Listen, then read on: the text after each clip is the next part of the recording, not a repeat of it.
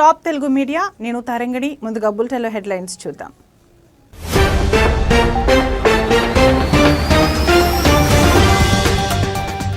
రేపు వారణాసిలో మోడీ పర్యటన, పలు అభివృద్ధి కార్యక్రమాలు ప్రారంభించనున్న ప్రధాని.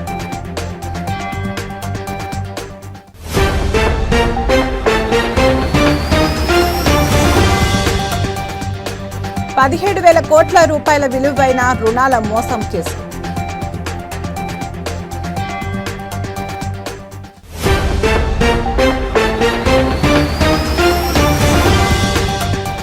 హెచ్సీఏలో భారీ కుదుపు, హెచ్సీ అధ్యక్షుడు జగన్మోహన్ రావు సస్పెండ్.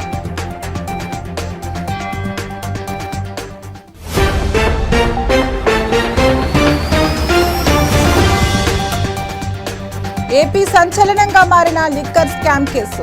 నేడు విజయవాడ ఏసీబీ కోర్టుకు MP Mithun Reddy.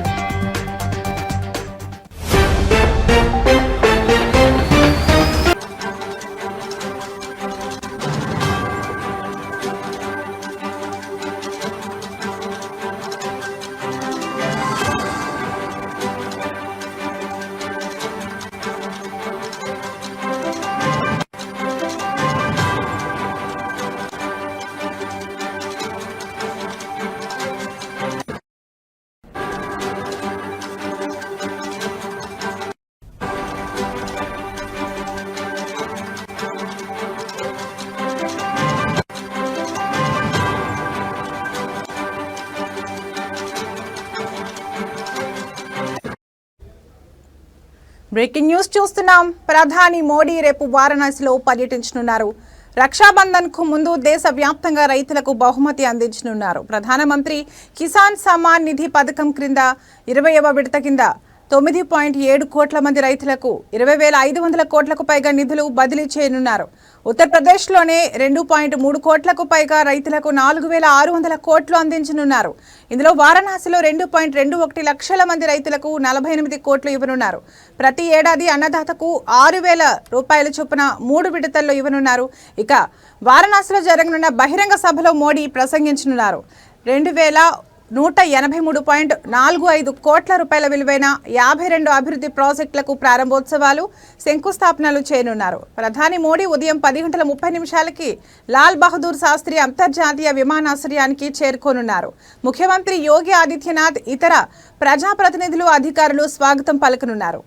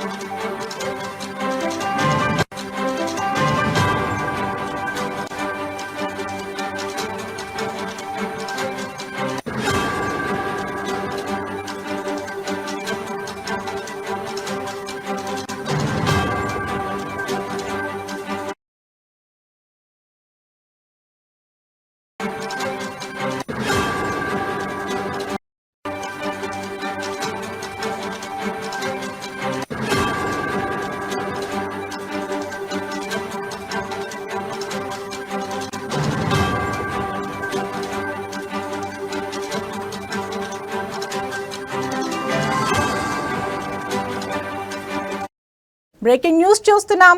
Reliance group chairman Anil అంబానీకి ఈడీ నోటీసులు జారీ చేసింది. 17,000 కోట్ల విలువైన లోన్ మోసం కేసులో ఎన్ఫోర్స్మెంట్ డైరెక్టరేట్ సమన్లు జారీ చేసింది. ఆగస్టు 5న ఢిల్లీలోని ఈడీ ప్రధాన కార్యాలయంలో హాజరు కావాలని నోటీసులో పేర్కొంది. మనీ లాండరింగ్ నిరోధక చట్టం కింద ఈడీ విచారణ చేయనుంది. జూలై 24న ముంబైలో అనిల్ అంబానీ గ్రూప్కు చెందిన 35 ప్రాంతాల్లో ఈడీ సోదాలు నిర్వహించింది. 50 కంపెనీలు 25 మంది బిజినెస్ పార్ట్నర్స్ ఇళ్లపై 3 రోజుల పాటు సోదాలు నిర్వహించింది. రిలయన్స్ గ్రూప్ కి చెందిన అనేక ఆస్తులు లావాదేవీలపై కూడా ఈడీ అధికారులు దృష్టి పెట్టారు. ఇక గురువారం కూడా 4 ప్రాంగణాల్లో వరుస సోదాలు నిర్వహించింది. భువనేశ్వర్లో 3, కోల్కతాలో ఒక్కచోట సోదాలు చేశారు. తాజా దర్యాప్తులో 68 కోట్ల రూపాయల నకిలీ బ్యాంకు గ్యారంటీ అభియోగం మోపబడింది. అనిల్ అంబానీకి చెందిన కంపెనీలు వేల కోట్ల రూపాయల విలువైన బ్యాంకు రుణ మోసానికి పాల్పడ్డాయనే ఆరోపణలపై ఈడీ కేసు నమోదైంది. 2017 నుండి 2019 మధ్య అనిల్ అంబానీ గ్రూప్ కంపెనీలకు యెస్ బ్యాంక్ ఇచ్చిన 3,000 కోట్ల రూపాయల రుణాలు చట్ట వ్యతిరేక పద్ధతుల్లో దారి మళ్లాయన్న ఆరోపణలు వచ్చాయి.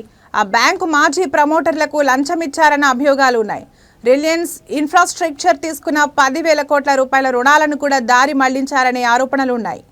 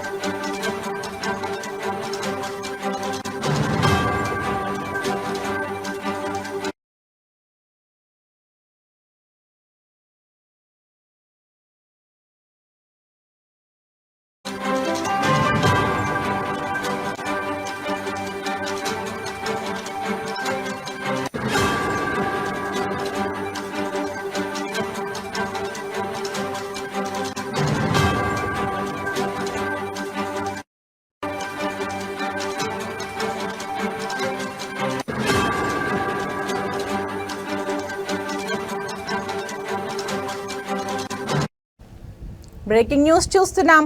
హైదరాబాద్ క్రికెట్ అసోసియేషన్ అక్రమాల వ్యవహారంలో సిఐడి దర్యాప్తులో సంచలన విషయాలు వెలుగులు చూసిన విషయం తెలిసిందే. తాజాగా హెచ్సిఏలో భారీ కుదుపు చోటు చేసుకుంది.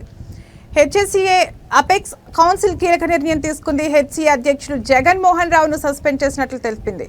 కార్యదర్శి దేవరాజ్, ఖజాంచీ శ్రీనివాసరావు పదవి నుంచి తొలగించినట్లు పేర్కొంది. 28 జూలై 2025న జరిగిన అత్యవసర సమావేశంలో ఏకగ్రీవంగా నిర్ణయం తీసుకున్నట్లు వివరించింది.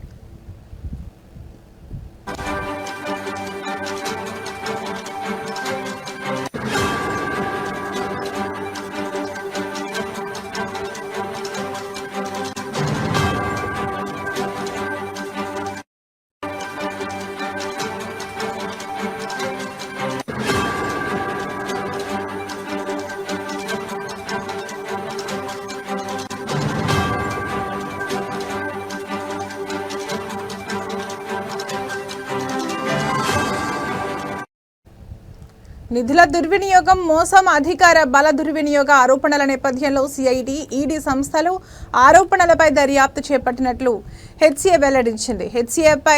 హెచ్సిఏ నియమ నిబంధనల ప్రకారం చర్యలు తీసుకున్నట్లు తెలిపింది. పారదర్శకత, నైతిక విలువలకు కట్టుబడి ఉన్నామని హెచ్సిఏ కౌన్సిల్ వెల్లడించింది. సంఘం న్యాయబద్ధతను కాపాడేందుకే చర్యలు తీసుకున్నామని హెచ్సిఏ అపెక్స్ కౌన్సిల్ తెలిపింది.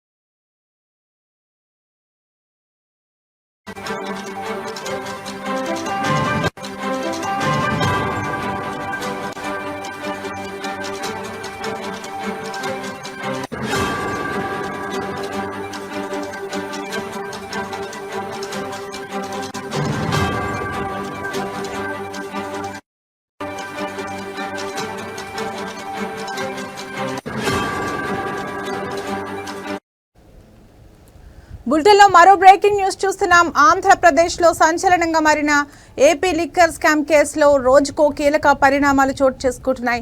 సిట్ అధికారులు ఓవైపు దర్యాప్తులో దూకుడు చూపిస్తున్నారు. మరోవైపు ఈరోజు ఎంపీ మిథున్ రెడ్డిని కోర్టులో హాజరుపరచనున్నారు.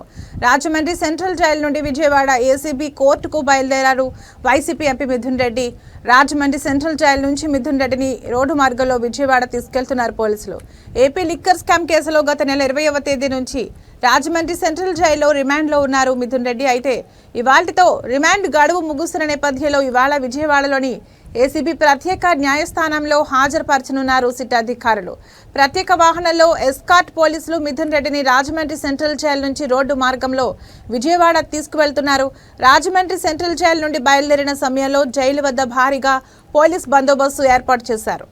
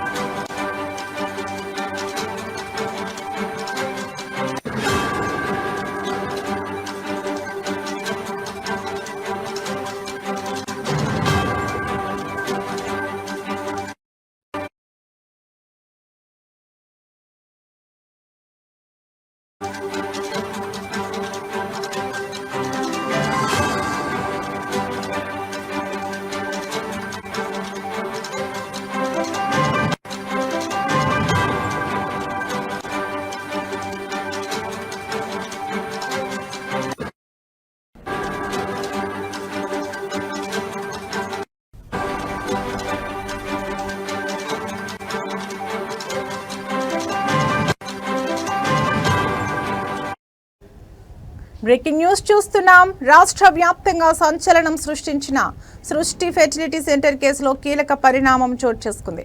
ఇవాళ డాక్టర్ నమ్రతను పోలీసులు కస్టడీకి తీసుకొనున్నారు. ఇవాళ నుంచి 5 రోజుల పాటు నమ్రతను గోపాలపురం పోలీసులు విచారించనున్నారు. ప్రస్తుతం నమ్రత హైదరాబాద్లోని చంచల్గూడ జైల్లో ఖైదీగా ఉన్నారు. ఆమెను జైలు నుంచి కస్టడీకి తీసుకొనున్నారు పోలీసులు. నమ్రతపై హ్యూమన్ ట్రాఫికింగ్తో పాటు పలు కేసులు నమోదు చేసినట్లు తెలిపారు. పిల్లలు లేని దంపతులను టార్గెట్గా చేసుకుని భారీ మొత్తంలో డబ్బులు వసూలు చేసినట్లు గుర్తించారు. సృష్టి ఫెర్టిలిటీ సెంటర్లో సరోగసి మాటున శిశువుల విక్రయాలు జరిపినట్లు నిర్ధారణ కావడంతో డాక్టర్ నమ్రతను పోలీసులు అరెస్ట్ చేశారు.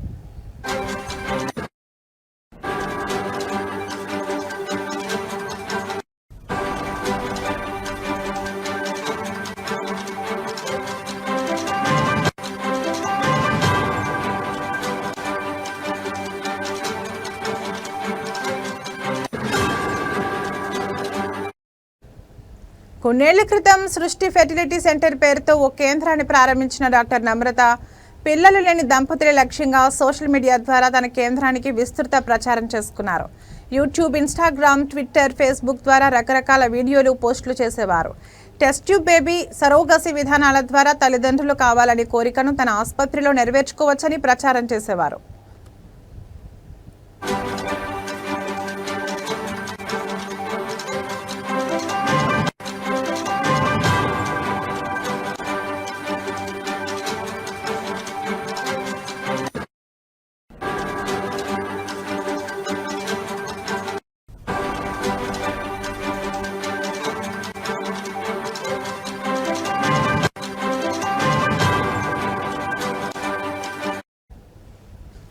అంతేకాక తమ క్లినిక్లో ఉచిత పరీక్షలు అంటూ ఆకట్టుకునేవారు.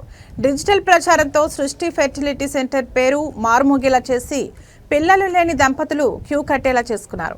అనంతరం దంపతుల బలహీనతను ఆసరాగా చేసుకుని అక్రమ మార్గంలో చిన్నారులను కొనుగోలు చేసి వారికి అప్పగించినట్లు తెలుస్తోంది. కాగా నమ్రత కస్టడీ విచారణలో కీలక విషయాలు వెల్లడయ్యే అవకాశం ఉంది.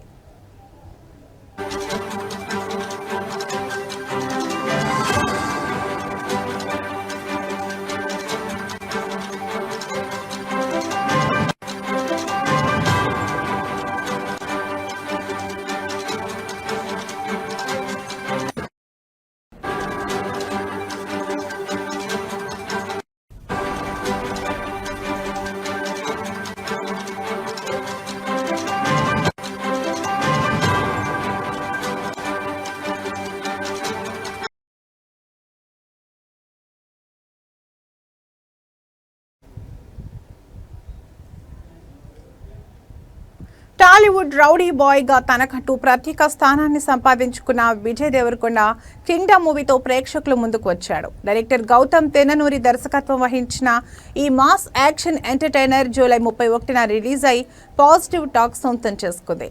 ఫస్ట్ టైం 2 విభిన్న పాత్రల్లో కనిపించిన విజయ్ ఫ్యాన్స్ లో జోష్ నింపాడు. దీంతో బాక్సాఫీస్ వద్ద కింగ్డమ్ కలెక్షన్ల జోరు కొనసాగుతోంది. విజయ్ దేవరకొండ బాక్సాఫీస్ ను కుమ్మేశాడు. మొత్తంగా ఇరు తెలుగు రాష్ట్రాల్లో కలిపి 9.92 కోట్ల రూపాయల షేర్, 18 కోట్ల గ్రాస్ వరకు కలెక్ట్ చేసినట్లు టాక్ వినిపిస్తోంది. యుఎస్లో ఇప్పటికే $1.1 మిలియన్ కంటే ఎక్కువగానే గ్రాస్ వచ్చింది. అంటే 8 కోట్లకు పైగా ఓవర్సీస్లో వచ్చాయి. ఈ సినిమా హిట్ అనిపించుకోవాలంటే 53.50 కోట్ల షేర్ రాబట్టాలి. పాజిటివ్ టాక్ సొంతం చేసుకున్న ఈ మూవీ వీకెండ్ రోజుల్లో వచ్చే కలెక్షన్స్తో రీచ్ అవుతుందా లేదా అనేది తెలియాల్సి ఉంది.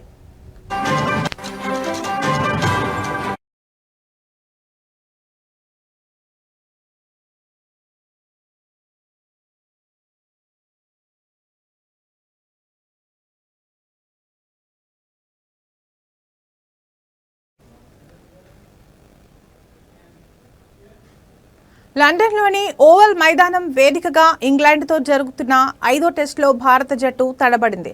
తొలి రోజు ఆట ముగిసే సమయానికి కీలకమైన 6 వికెట్ల నష్టానికి 204 పరుగులు చేసింది టీమిండియా. అయితే వరుస క్రమంలో వికెట్లు కోల్పోయి కష్టాల్లో పడిన జట్టును middle order batter Karun Nair అర్ధశతకం చేసిన ఆదుకున్నాడు. కరుణ్ 98 బంతుల్లో 52 రన్స్తో తన బ్యాటింగ్ను కొనసాగిస్తున్నాడు. ఇక అతడితో పాటు వాషింగ్టన్ సుందర్ ప్రస్తుతం క్రేజ్లో ఉన్నాడు. కాగా టీమిండియా బ్యాటర్లలో opener Yashasvi Jaiswal, KL Rahul, Ravindra Jadeja, captain Gill తీవ్రంగా నిరాశపరచగా సాయి సుదర్శన్ పర్వాలేదనిపించాడు. అయితే ఇంగ్లాండ్ బౌలర్లలో జోష్ టంగ్, అట్కిన్సన్ తలా 2 వికెట్లు తీసుకోగా క్రిస్ ఓక్స్ ఓ వికెట్ పడగొట్టాడు. అయితే టీమిండియా బ్యాటింగ్లో విఫలం కావడానికి ప్రధాన కారణం మాత్రం ఓవెన్లో కురిసిన వర్షమే అని చెప్పాలి. ఎందుకంటే వరుస విరామాల్లో వాన పడడంతో స్టేడియం పచ్చిగా ఉండటం వల్ల ఇంగ్లాండ్ బౌలర్లకు అనుకూలంగా మారింది. దీంతో వరుస సెషన్స్లో టీమిండియాపై ఒత్తిడి పెంచి వికెట్లు సాధించగలిగారు. మరోవైపు శుభ్మన్ గిల్ వరుసగా 5వ టెస్టులోనూ టాస్ ఓడిపోవడం జట్టు వ్యూహాలపై తీవ్ర ప్రభావం చూపింది. రెండో రోజు ఆటలో బ్యాటింగ్ పటిష్టంగా కొనసాగితేనే భారత్ తిరిగి మ్యాచ్లో నిలుస్తుంది. లేకపోతే ఈ సిరీస్ను టీమిండియా కోల్పోయే అవకాశం ఉంది.